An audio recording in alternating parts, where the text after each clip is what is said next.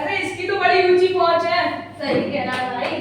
आप लोग मुझे बेइज्जत करने में अपना समय बर्बाद कर रहे हैं। इससे अच्छा है कुछ पढ़ लो, तुम्हारे ही काम आएगा।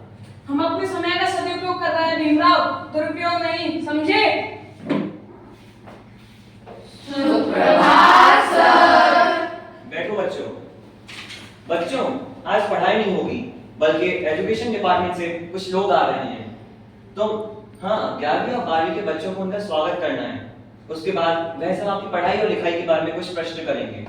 मैं कुछ बच्चों के नाम ले रहा हूँ, तो वह कृपया यहाँ पे आ जाएं। लवकुश, वैशाली, विश्वजीत। आप तीनों बच्चों को उनके प्रश्नों का उत्तर देना है। गुरुजी, मुझे भी शामिल कर लीजिए ना। भीमराव, तुम इस कॉलेज में पढ़ने दिया जा रहा है, यही बहुत बड़ी बात है। इसका मतलब ये नहीं कि तुम हमारे सर पे चढ़कर नाचोगे। उन्हें कैसा लगेगा कि जब उन्हें पता लगेगा कि तुम इतनी छोटी जात से हो, इतनी ऊंची जात के बच्चे होने के बाद भी हमें तुमको उनके सामने पेश करना पड़ा, उनको कितना बुरा लगेगा। यदि वो यहाँ शिक्षा की बातें करने आ रहे हैं, छात्रों को समझाने आ रहे हैं, हमारे कॉलेज में शिक्षा का महत्व बढ़ाने आ रहे हैं, तो उन्हें शिक्षा से मतलब होगा ना। जाति से उन्हें क्या फर्क पड़ता है? और वैसे भी जाति से सिर्फ आपको ही फर्क पड़ता है।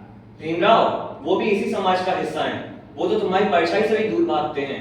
उन्हें तो बहुत बुरा लगेगा कि जब उन्हें पता लगेगा कि तुम इतने छोटे जात के बच्चे हो।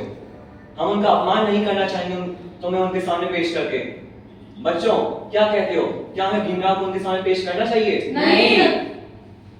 और हाँ भीमराव, सर के सामने शिकायत विकायत का नाटक मत करने लग जाना, क्योंकि क्या है ना, अतिथियों के सामने कॉलेज का मान रखना एक अच्छे विद्यार्थी का कर्तव्य है।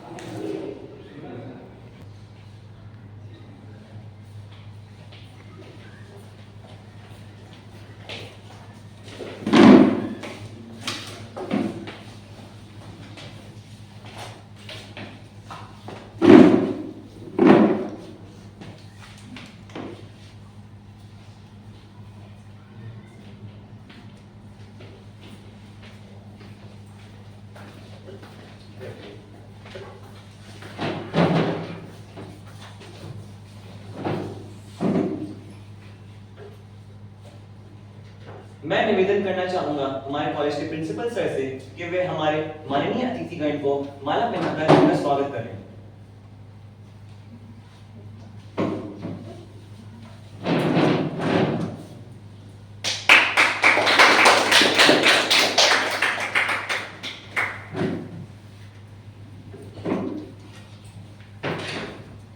माननीय अतिथिगण, हमारे सारे छात्र मेधावी हैं, मगर किंतु ये तो नहीं हो सकता कि आप उन सभी की परीक्षा लें। तो मैं कुछ बच्चों का चयन करके उन्हें स्टेज पर बुलाना चाहूंगा। लवकुश, वैशाली, विश्वजीत। आप लोग चाहें जो सवाल इनसे पूछ सकते हैं। तो बच्चों, आप मुझे ये बताइए कि आपको वास्को डी गामा और कोलंबस में क्या समानताएं और क्या असमानताएं दिखी? इन दोनों में यही समानताएं थी कि वे दोनों नाविक थे, महत्वाकांक्षी थे और बहादुर थे। विषमता से उन दोनों में यही समानता थी कि वो दोनों समुद्री रास्ते से भारत की खोज के लिए निकले थे। कोलंबस भारत की जगह अमेरिका पहुंच गए थे और वास्को डी गामा ने भारत का सफर तय किया था। क्या आपको इसमें बस यही विषमताएं दिखी? वास्को डी गामा जब भारत की खोज के लिए निकले थे तो उन्होंने पूरी तैयारी और नक्शे के साथ गए थे, लेकिन क्रिस्टोफर कोलंबस की तैयारी उतनी अच्छी नहीं थी। और उनमें सबसे बड़ी समानता यही थी कि उन दोनों का काम के प्रति नजरिया अलग अलग था। नजरिया महत्वपूर्ण है। तुमने इतिहास की सूचनाएं तो पढ़ ली, पर उन सूचनाओं से मिलने वाली सीख तुम्हें ज्ञात नहीं। अच्छा, ये बताइए कि यह आर्किमिडीज का सिद्धांत क्या कहता है? हाँ ना बेटा, बताओ, तुमने कक्षा में पढ़ा था ना? आर्किमिडीज। बताओ, पढ़ाया था मैंने। हाँ सर, पेट में है बस मुंह तक नहीं आ पा रहा है। आर्किमिडीज, हाँ यही कहता है कुछ डूबने और तैरने के बारे में। क्या यही आर्किमिडीज का सिद्धांत है? हाँ, यही आर्किमिडीज का सिद्धांत है। क्या डूब जाता है और क्या तैर जाता है? लकड़ी तैर जाती है, पत्थर, हम, आम, लोहा ये सब डूब जाता है। लेकिन लोहे का जहाज तो पानी पर तैरता रहता है, और यदि मनुष्य भी तैरना सीख जाए तो वो भी पानी में तैर सकता है।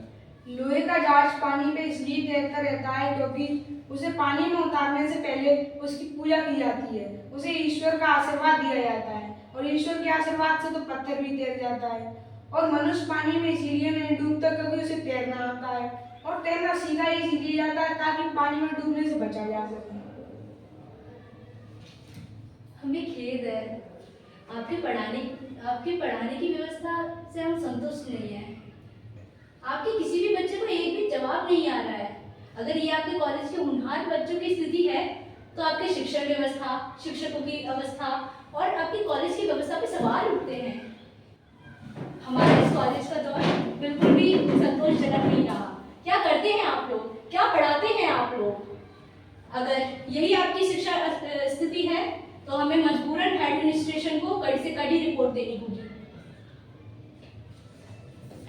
जब किसी वस्तु को किसी भी द्रव में पूरी आंशिक रूप से डुबोया जाता है तो उसके भार में कमी होने का आभास होता है। भार की यह कमी वस्तु द्वारा हटाए गए द्रव के भार के समान होती है और वस्तु पर नीचे से ऊपर की तरफ एक बल लगता है जिसे कि उत्प्लावन बल कहा जाता है, और यही कारण है कि कोई भी चीज पानी पर तैरती है। अरे वाह, तुम तो झाड़ू करने वाले लगते हो। तुम्हें ये सब कैसे पता? वो मैं दरअसल ये गुरुजी ये पाठ कक्षा में पढ़ा रहे थे तो मैं कक्षा के बाद ये झाड़ू लगा रहा था, लेकिन गुरुजी ने इतने अच्छे से ये पाठ पढ़ाया कि मुझे अभी तक सारा पाठ याद है। हमारे कॉलेज में सभी शिक्षक अपने अपने विषयों को बहुत अच्छी तरीके से पढ़ाते हैं। तुम्हें कक्षा के बाहर नहीं, तुम्हें कक्षा के अंदर रहकर पढ़ना चाहिए। सर, इनके पढ़ने का इंतजाम कीजिए। जिसे कक्षा के अंदर बैठकर पढ़ना चाहिए, वो कक्षा के बाहर खड़े होकर झाड़ू लगाना है, और जिन्हें कक्षा के बाहर खड़े होकर झाड़ू लगाना चाहिए, वो कक्षा के अंदर बैठकर पढ़ रहे हैं। कैसी स्थिति है? आज कॉलेज के बच्चों ने हमारी नाक कटवा दी। सही कहा। हमें किसी के साथ भेदभाव नहीं करना चाहिए। सभी जाति एक समान होती हैं। हमें सबके साथ मिलजुल कर रहना चाहिए क्योंकि कटने पर सबका खून लाल ही निकलता है। धन्यवाद।